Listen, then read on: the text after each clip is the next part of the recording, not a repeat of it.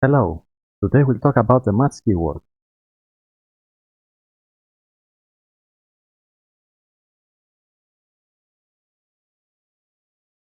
So here we have a simple example. We have a message that says hello,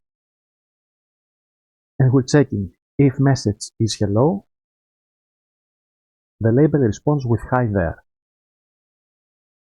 Else if the message is bye, the label responds with see ya. And if the message is anything else, the label will ask what the message is. So if we run this, we get the first case. Now since we're only checking for equalities, there is another way to write this.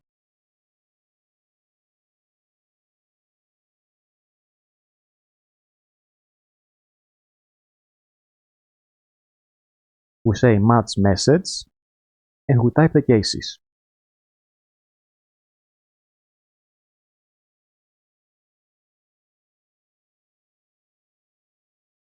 We're giving a variable, then we are giving a value that the variable can have, and in here we write the code. Now for the else case, we can use the wildcard pattern. We just use an underscore.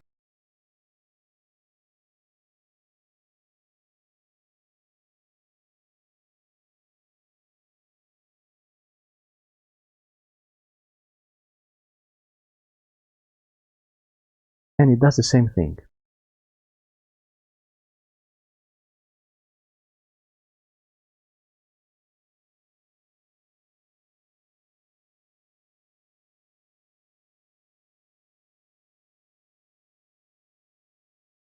There is also the binding pattern.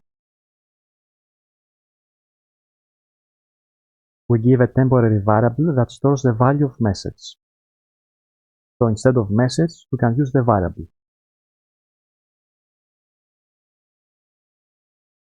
Here's another example. We're using the subtitles from our previous video. We have three options: small, medium, large, and then the off option. And we're using a variable to see which option we're currently using. It is an int variable because every value in the enum is an integer. Small is 0, medium is 1, large is 2, and off is -1. We can also replace the int with subtitles. Now that means that the option will be one of these integers. So if I try to set it as something random, for example 100, we get two warnings. The first one says int as enum without cast. That's because I used a number. We can solve this issue by saying as subtitles. The second warning says int as enum without match. And that's because 100 is not inside the enum. Let's say subtitles medium. Now for the match, if the subtitles are small, medium or large, the label will say subtitles enabled. If it's off, we say subtitles disabled, and if it's any other number, we say invalid option.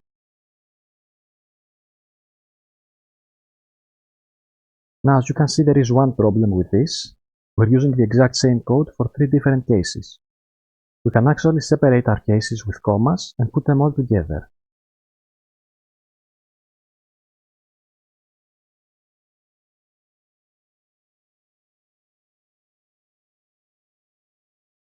So now if the option is small, medium or large, we say subtitles enabled.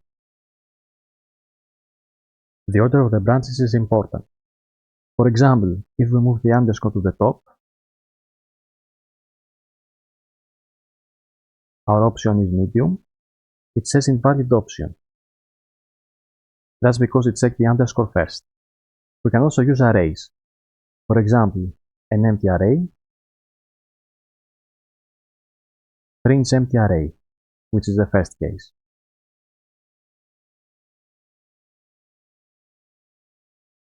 Let's pick a specific case. The array contains the numbers 1 and 2, and we get this message. This one. Now we can use the wildcard and the binding pattern for each element of the array. So we have an array that starts with 10.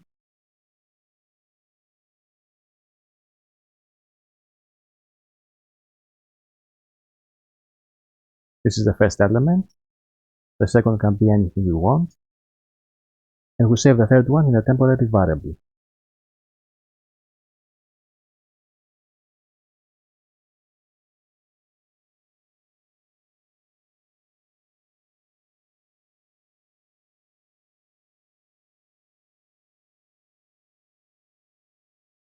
Now for the arrays, we also have this pattern, which is the open-ended array. This means that our array starts with 5, and it may contain more elements. So if 5 is the first element,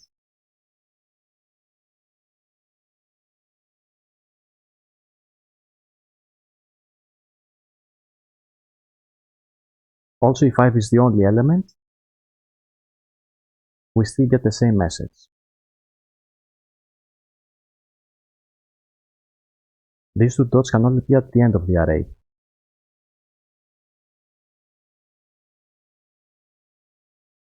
So if we try to type another number, we get an error. We can also use this for dictionaries. For example, we have name and IQ. Our first case is the empty dictionary.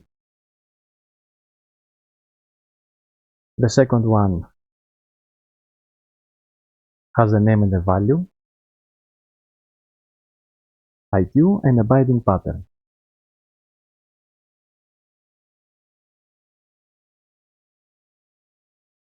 Now we can replace this IQ with X IQ. This is how we get the values of a dictionary.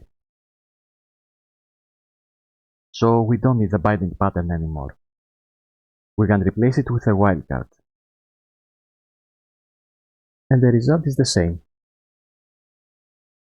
However, for dictionaries, we don't even need the wildcard. We can just use the key. Now, if I remove this key, and we say just the name, we get the third case. So if we don't use all of the keys, this branch will be ignored. The dictionary has two keys. The second case ignores one of the keys, so we go to the third one. Just like with arrays, we can also have open-ended dictionaries. As I said, we don't need the wildcard, so the difference between those two is that it checks if the dictionary contains the keys name and IQ and nothing else, while the fourth case is checking if the dictionary contains the key IQ and maybe some other keys.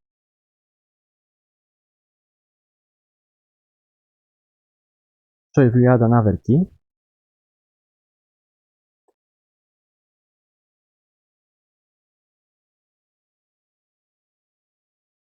this one will no longer match, and we go down here.